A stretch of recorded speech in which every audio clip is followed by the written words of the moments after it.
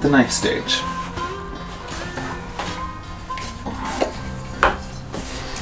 So I have these two knives that I use, this one and this one.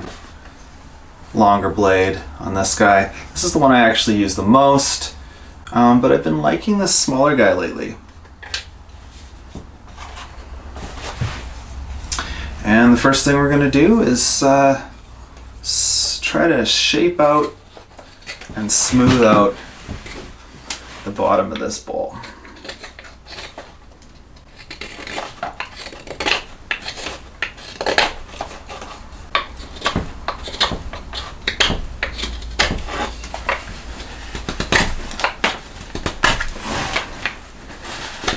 I said the axe work was my favorite part, but the knife work's also my favorite part.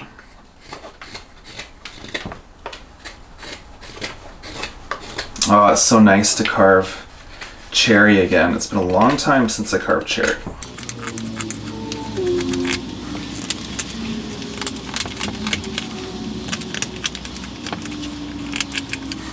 One of the things you really have to think about when you're carving a spoon is all the different parts. So you're looking at the handle and the bowl all at once.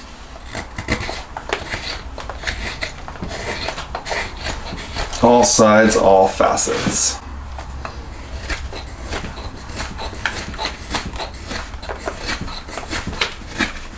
I really like wearing my overalls when I'm doing this part because it provides some protection.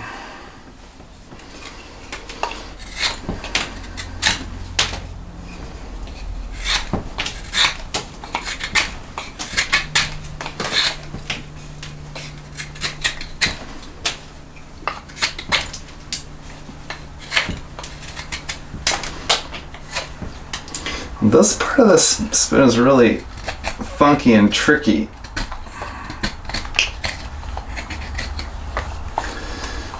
Because it has this, it almost looks like a knuckle. You see that? It looks like a knuckle there. It's right there. It's pretty cool. So I have to treat that part with some care.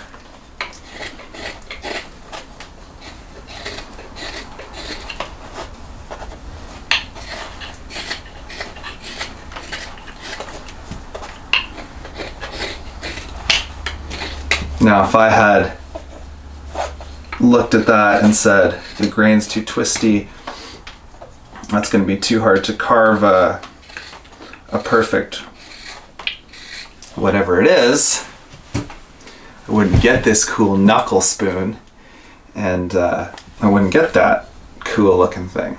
Now this is the part where it gets a little tricky because I still have so much of the rounded edge. I'm going to have to come at this with my spoon knife in a minute, and because it's so shallow, I have a specific hook knife I use for a shallow bowl. Profile is looking pretty good. We're going to come at it with that bowl in a sec with the round knife. Sorry, round knife's for leather. Hook knife, I mean.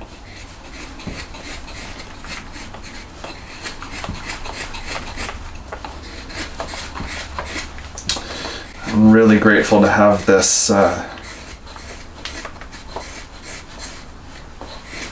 this shop.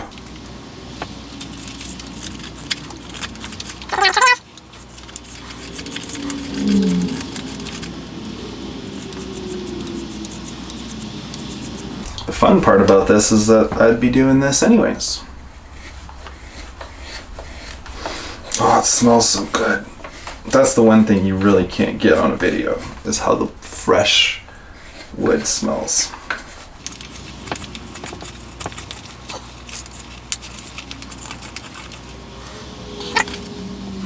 A very wise man once told me, never put your knife down without a sheath on it, because what happens is You put two knives down on the same table, they do that, and you have to resharpen both of them. Okay, so this is a file knife, Swiss made.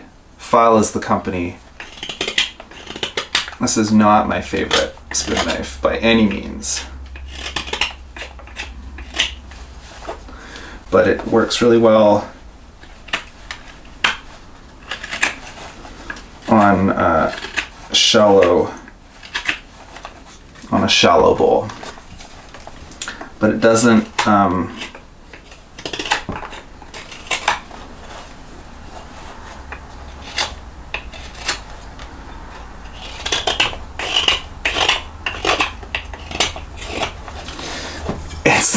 it's the knife that I've cut myself most on. In fact, I'm gonna switch knives. This is my Ben Orford knife. I love this knife. This was my first spoon knife. I mean, yeah, I cut myself with it, but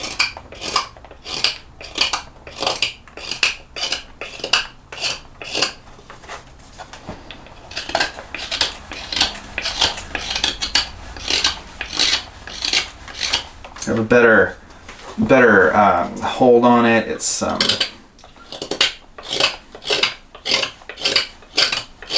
just a better knife in general. It's easier to sharpen. I had to actually do some modifications to that file knife because it's it was like a Mora spoon knife, the same kind of, like, I think it's like a double bevel, like, you know, like a Swiss Army knife or something like that. Not that nice Scandi grind that a knife like this or the Mora straight carving knives have.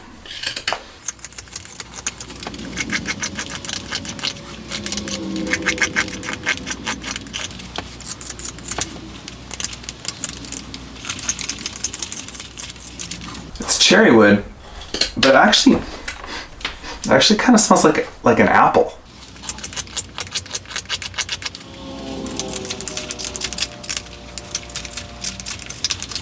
This is definitely the spoon knife I use the most.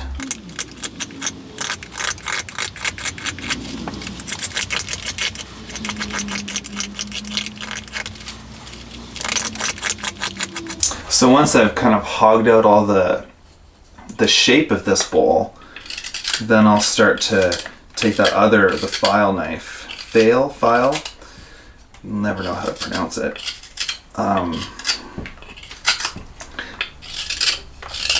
and clear out all these ripples. Make that nice and smooth so there's no tool marks, or very few tool marks. Because I'm not going to sand this. I don't sand my spoons.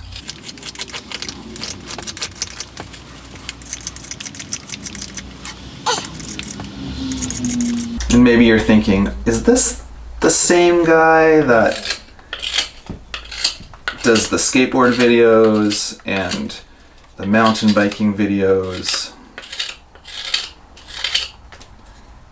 And the answer is yes, that's me. I get the same excitement out of carving a spoon that I do out of bombing a hill on a mountain bike or a road bike. Maybe not the same kind of adrenaline, but a similar excitement, a similar passion about carving a spoon or carving a bowl on a skate park. No, I don't really carve bowls, but I'm trying to learn, because part of it for me is there's an excitement about what is this going to be when I'm finished? Am I actually going to be able to create this spoon that I want to create? What's it going to look like? Is it going to look like something cool, or is it going to be useful? And some of those thoughts, and when I'm working on something like this, that kind of unknown about what it's going to be, kind of like what I was talking about at the beginning. There's an unknown about, I'm not following a pattern or a template.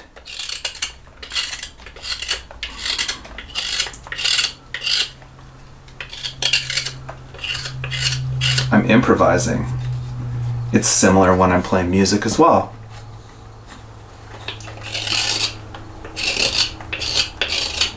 A good example would be, you know, when I did that video with Ryan. Ryan and I had never played music together before. That was our first, well, that was our second try, because the first time it was out of focus, but you know, we'd barely even ever hung out before. And so I didn't know what that was going to be like. I didn't know if when I got to Ryan's studio and we started playing, man, that could have been awful. It could have sucked. Because there's no way to know what the outcome is going to be or what it's going to be like when you get together and try to play music for the first time. And I think when you're making any kind of art, whether it's carving a spoon, playing a song, riding a skateboard,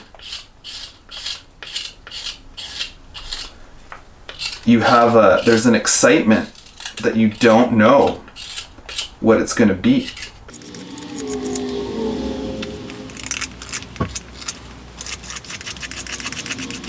Now, you know, I'm getting close to a point where I gotta stop carving the bowl, because if I keep going, I might carve through, and then I'm gonna have a pierogi strainer.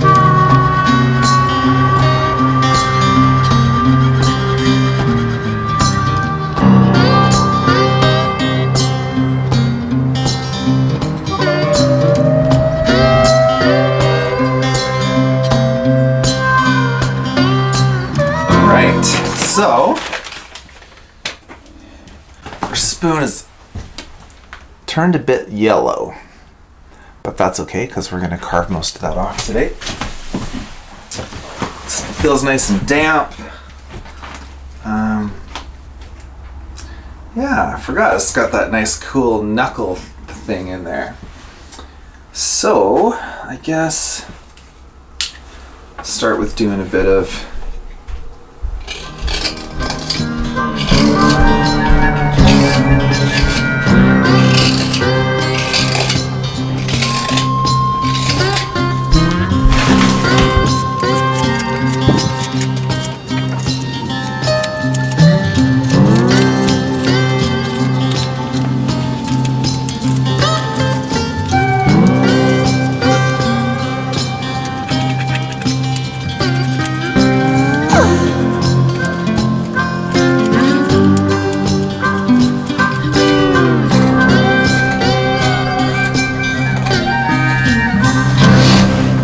last night I felt like I was talking the whole time. And today working on this, I'm really just enjoying the quiet.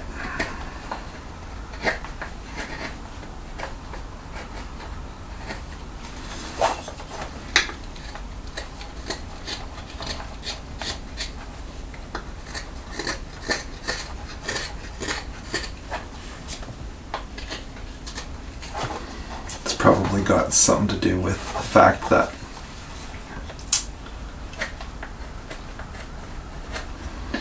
yesterday was Sunday.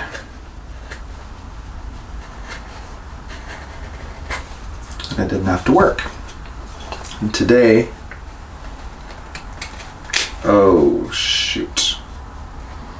So that every once in a while you get something you didn't want. That took a big chunk right there. Did not want that to come off. So that doesn't mean it's the end of the world. It just means I'm gonna have to thin that part out a little more. Which I was gonna do probably anyways, but now I've got to be a little more careful about how I do it.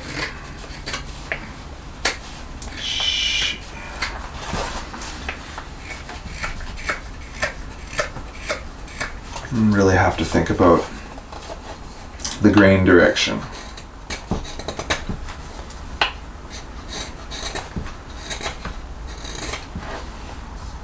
Yeah, there we go.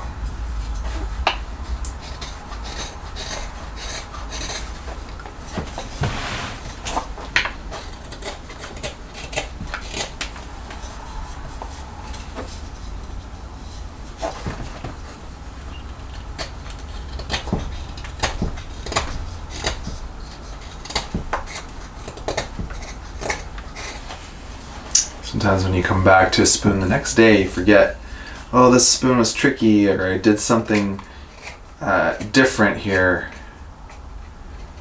And you don't really remember exactly what it was when you're carving it the next day, so you kind of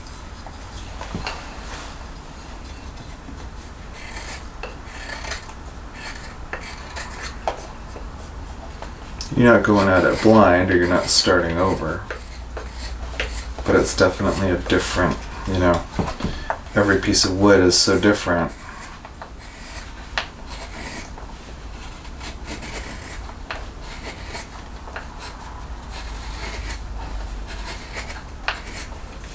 Especially when you're using something like cherry, where it's not a straight grain tree growing in a forest. It is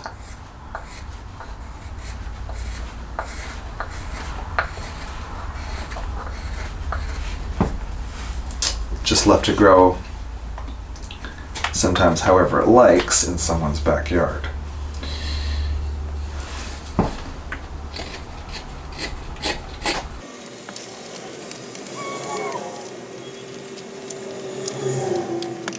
So we're going to come back to the shallow knife. We're just going to take those ripples right out.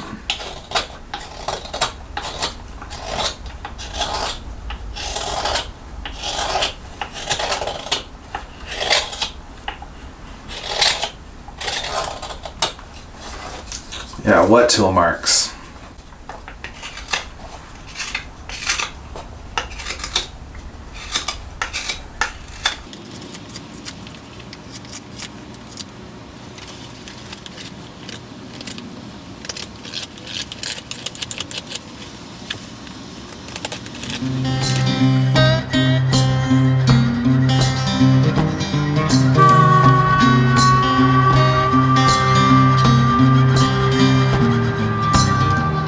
Hey, thanks for checking out this latest video in my spoon carving series. If you want to subscribe, you can press this one down here. That's really helpful to the channel and it's totally free.